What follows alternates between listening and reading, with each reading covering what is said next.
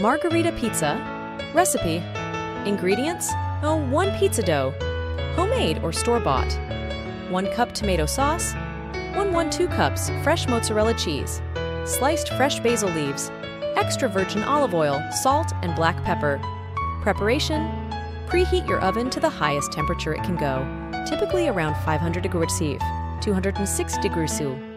Roll out your pizza dough on a floured surface to your desired thickness. Place the rolled out dough on a pizza stone or a baking sheet. Spread a layer of tomato sauce evenly over the dough, leaving a small border around the edges.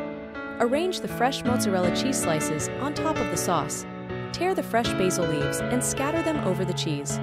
Drizzle a bit of extra virgin olive oil over the pizza and season with a pinch of salt and freshly ground black pepper.